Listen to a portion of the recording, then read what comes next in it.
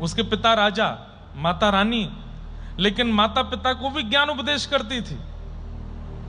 4 वर्ष की अवस्था में पिताजी से कहती है, पिताजी जिस राजगद्दी पर आप शान से बैठते हो, एक दिन आप भी चले जाओगे, कोई और इसका हकदार होगा। पिता बोले, बेटी ऐसी बात क्यों करती है, अपसगुन क्यों बोलते? बोले, सगुन को अपसगुन मान लिया गया, ये सबसे बड़ा दुर्भाग्य है हम लोगों का। हम एक दिन जाएंगे, ये अपसगुन नहीं है, ये तो वास्तविकता है, इसको अपसगुन क्यों कहा? पिता ने घर बना करके बाहर दे दिया, बोले तू महल में मत रहा कर, सबको ऐसी टोकती रहती है।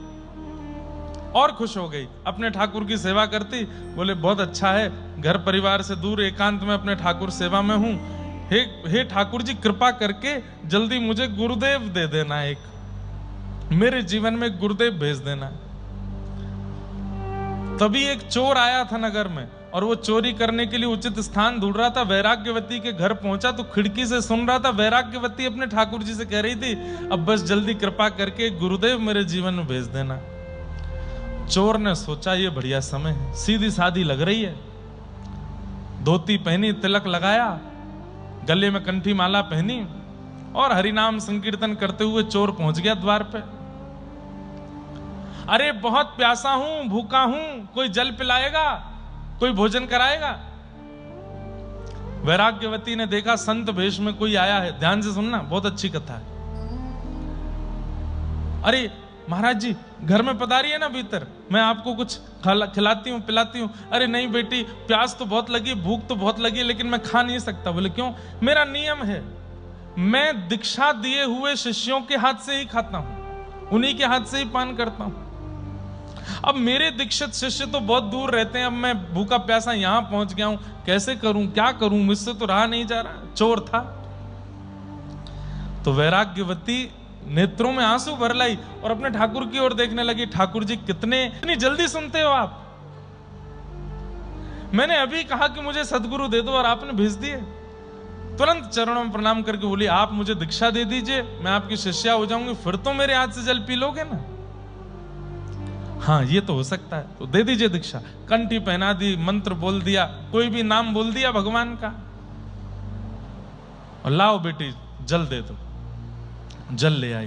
गुरुदेव आप मेरे गुरु हो गए, आज्ञा कीजिए, मैं क्या सेवा करूं? बोले बेटी, हमारे आश्रम का बहुत बड़ा उत्सव होने वाला है, सब शिष्य अपने गुरुदेव के आश्रम में कुछ कुछ संपत्ति भेंट करने के लिए ले चल रहे हैं, तुम्हारे पास जो भी बहुमूल्य हो ले चलो। अब वैराग्यवती थेड़ी, उसने तो महाराज कुछ छोड़ा ही नहीं, सोना चांदी जितना था घर में सब एक जगह भर दिया। चलिए गुरुदेव आपके साथ, बेटी लाओ ये मुझे दे दो, मैं पकड़ लेता हूं। लेके चले गए। वैराग्यवती तो चरणों की ओर देख रही है, अपने गुरुदेव के प्रति पूर्ण निष्ठा, यही मेरे आचार्य, यही मुझे ठाकुर जी से मिलाएंगे। अब चोर सोचे कि यार ये तो पीछे ही पड़ गई है, संगी चली जा रही है सब जगह। अच्छा वैराग्यवती, अब भगवान से मिलने का समय आ गया है। बोले क्या करना पड़ेगा? बोले हम तुम्हें एक पेड़ से बांध देते हैं, और जब तक हम नहीं आवे तब तक इससे बंधी रहना, हम ठाकुर जी को लेके आते हैं। वैराग्यवती बोली जो आज्ञा। बंध गई पेड़ से। 4 दिन निकल गए, चोर तो भाग गया धन लेकर के। वैराग्यवती वहीं खड़ी है बंधी हुई कि मेरे गुरुदेव आ रहे होंगे ठाकुर जी को लेकर के। यहां राजा ने पता करवाया कि बाहर हमारी बेटी रहती है दूसरे घर में, देखो तो कैसी क्या। तो पता चला 4 दिन से तो उसके अते पते नहीं। पूरी सेना ने खोजा, तब जाकर के जंगल में वैराग्यवती मिली। राजा ने कहा बेटी तू यहां बंदी है? बोले पिताजी छूना नहीं, मेरे गुरुदेव बांध के गए मुझे, और आप मत आइए यहाँ पे, आप चले जाओ, वो ठाकुर जी को लेके आ रहे होंगे, अभी मैं दर्शन करके निवृत्त होने वाली हूं। अरे बेटा ये तुझसे किसने कह दिया? कौन गुरु, कहां, क्या क्या हुआ? ये सब कुछ नहीं है। नहीं आप विक्षेप मत डालो, मैं बस ठाकुर जी से मिलूंगी। अब पिता ने जाकर के एक संत से कहा, संत ने समझाया, वैराग्यवती नहीं मानी। और बड़े संत के पास गए तो एक साधु महात्मा बोले मैं नारद जी को बुला सकता हूं पृथ्वी पर, वो यदि समझा दें तो मान जाएगी। नारद जी आ गए, करताल वीणा लेकर के नारद जी सामने प्रकट हो गए। वैराग्यवती बोली आप संभवतः भगवत हरिदास वर्य श्री नारद जी हैं। बोले जी बड़े, ये तो होना ही था। मैंने कथा में सुना है नारदो देव दर्शन, देव दर्शन से पहले नारद जी का दर्शन होता है। अब ठाकुर जी का दर्शन होने वाला है, इसीलिए आप आए हैं ना? नहीं बेटा, इसलिए तो नहीं आया हूं, बल्कि मैं तुम्हें सच्चाई बताने आया हूं कि जिसको तुमने गुरु मान लिया है वो तो चोर है, वो तो चोर है। वैराग्यवती ने आंख बंद कर ली। नारद जी बोले क्या हुआ? बोले मेरे गुरुदेव के प्रति उल्टी सीधी बात बोलने वाला, उनके ऊपर आक्षेप करने वाला, चाहे नारद भी क्यों ना हो, मैं नहीं देखूंगी, चले जाओ आप यहां से। मेरे गुरु के प्रति आप चोर क्यों कह रहे हो? अरे वो चोर ही है। वैराग्यवती बोली मुझे छूना नहीं, नहीं तो मैं आत्म अग्नि प्रकट करके जल के भस्म हो जाऊंगी और यहां से नहीं जाऊंगी जब तक मेरे गुरु नहीं आएंगे। नारद जी बोले राजा तुम घबराओ नहीं, हम महादेव को लेके आते हैं, देवादिदेव महादेव आके समझाएंगे, उनकी बात तो मानेगी। साक्षात त्र्यंबकेश्वर भगवान प्रकट हो गए, सामने महादेव खड़े हैं और वैराग्यवती देख रही है, आप संभवतः महादेव हैं। हाँ देवी, बड़ी कृपा, ये तो होना ही था, पहले नारद जी अब महादेव, अब जल्दी ही बस ठाकुर जी का दर्शन होने ही वाला है, इसीलिए तो आप सब आ रहे हैं। बोले नहीं बेटा, हम इसलिए नहीं आए, हम तो ये बताने आए हैं कि तुम्हारे गुरु जी जो हैं वो चोर हैं। वैराग्यवती ने फिर नेत्र बंद कर लिए। बोले मैं महादेव को भी नहीं निहारूं अगर मेरे गुरुदेव की निंदा करेंगे तो। राजा बोले नारद जी धरे रह गए, महादेव भी कुछ नहीं कर पाए, मेरी बेटी कैसे ठीक हो? महादेव बोले अब तो रुको, हम नारायण को ही लेके आते हैं। ईगो पे बात आ गई है हमारे। शंख चक्र गदा पद्मधारी गरुण पर बैठ के नारायण प्रकट हो गए सामने, और प्रकट होकर के बोले वैराग्यवती नेत्र खोलो। नेत्र खोल करके देखा तो साक्षात परमात्मा खड़े हैं। अब तो नतमस्तक हो गई, जय हो जय हो, कृपा हो गई। ये तो मुझे पता था मेरे गुरुदेव की निष्ठा का फल मिलेगा। नहीं, हम तो ये बताने आए हैं कि तुम्हारे गुरु जो हैं वो चोर हैं। बोले मेरे गुरु यदि चोर हैं, ऐसा कोई भक्त बता दीजिए जिसको दीक्षा के 7 दिन के अंदर नारद जी, महादेव और नारायण तीनों दिखे हो। मुझे दिखे हैं, ये मेरे गुरुदेव की कृपा है। महादेव नारायण ठाकुर जी को देखें, ठाकुर जी नारद जी को देखें, सब संप्रदाय एक तरफ रह गई, सारे गुरु एक तरफ रह गए, चोर भगवान से मिला गया। बताओ, उसको खोज तो लाओ, कहां है? महादेव बोले मैं जाता हूं। ध्यान लगाया, श्रृंगी भृंगी से पूछा ढूंढो कहां है। पता चला पास के नगर में चोरी कर रहा था। महादेव पहुंच गए। आधी रात में एक घर में घुस रहा था, तुरंत महादेव त्रिशूल लेकर के, डमरू लेके सामने खड़े दिखे। चोर घबराया, बोले आप तो महादेव हैं। बोले तूने अभी अभी किसी वैराग्यवती को दीक्षा दी थी? अच्छा, वो राजा की बेटी? बोले हाँ। अब उसको तो ऐसी मैंने कोई दीक्षा विक्षा, मैं कोई गुरु थोड़ी, मैं तो चोर हूं। वो ऐसे ही नाम दे दिया, ऐसे ही कर दिया।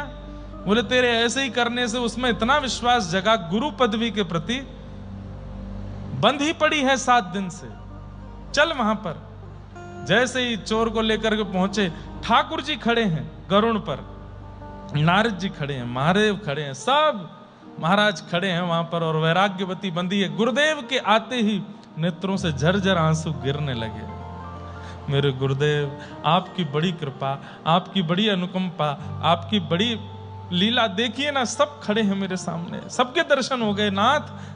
अब बस मुझे कुछ नहीं चाहिए, भगवत दर्शन हो गया। अब तो आप बस अपना चरण मेरे सिर पर पधरा के मुझे मुक्त कर दीजिए। अब चोर भगवान को देखे, भगवान कहें पैर पधराने का मंत्र आता है तुमको? बोले हमें तो कुछ नहीं आता। ठाकुर जी भी हंसने लगे, और हंसते हुए क्या बोले, महादेव यहां गुरु का गुरुत्व नहीं है, पर शिष्य के शिष्यत्व में इतनी निष्ठा है, शिष्य के शिष्यत्व में इतनी पराकाष्ठा है कि सामान्य गुरु के होते हुए भी, अरे नाम के गुरु होते हुए भी उसको भगवत दर्शन हो गया, क्योंकि शिष्य के अंदर गुरु के प्रति विश्वास प्रगाढ़ है, शिष्यत्व विशेष है। और यदि गुरु ही श्रेष्ठ हो जाए तो फिर कहना ही क्या है। अश्रेष्ठ गुरु के जीवन में, वैसे अश्रेष्ठ शब्द गुरु के साथ कभी लगता ही नहीं है। गुरु यदि हैं तो वो श्रेष्ठ ही हैं। हर दिन गिना कीजिए दीक्षा के बाद कितने दिन हो गए शरणागति हुए, बस अब मिलेंगे अब मिलेंगे, आज का दिन और देखते हैं, आज और देखते हैं, आज और देखते हैं, ऐसे करना पड़ेगा। और गुरु को परब्रह्म मानते हुए करते रहो, ये एक दिन प्रकट होंगे सामने, ठाकुर जी को आना पड़ेगा। गुरु शब्द में सामर्थ्य है भगवत दर्शन कराने की। आज सूरदास जी को हो गए, बिना नेत्र के हो गए, बिना नेत्र के हो गए। सूरदास जी महाराज बोले भगवान अब मुझे कहीं नहीं रहना, अब आप अपने साथ ही ले चलो। तो श्रीमद् वल्लभाचार्य महाप्रभु सूरदास जी को पहली बार लेकर के गोकुल आए और गोकुल में अपने सेवा के ठाकुर जी के दर्शन कराए।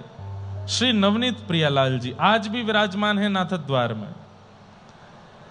एक हाथ में मक्खन है और एक हाथ में जो ये नीचे हाथ है लड्डू गोपाल जी के, जो हाथ में यहां पे ये तो मक्खन है, और जो नीचे हाथ है इसमें भी कुछ रखा रहता है, वो क्या है? मिट्टी का पात्र होता है ना, उसको क्या बोलते हैं? कुल्हड़, हमारे यहाँ कुल्हड़ बोलते हैं, और जगह सकोरा बोलते हैं, और क्या बोलते हैं? आपके यहाँ क्या बोलते हैं मिट्टी के पात्र को जिसमें जल आदि पिया जाए? हैं? नहीं, सकोरा ही तो बोलते हैं। तो श्री ठाकुर जी का जो नीचे वाला हाथ है उसमें आधी छाछ भरा हुआ सकोरा है हाथ में, और ऊपर वाले हाथ में मक्खन है, वो नवनीत प्रियालाल जी। और ये भेद भी सूरदास जी ने बताया।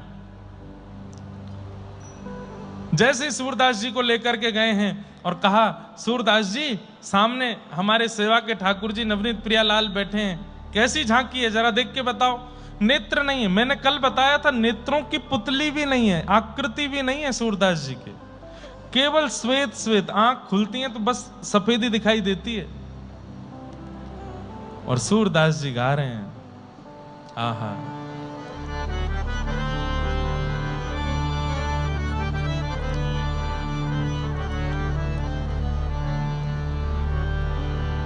शोभित कर नवनीत लिए, शोभित कर नवनीत लिए। बंधुओं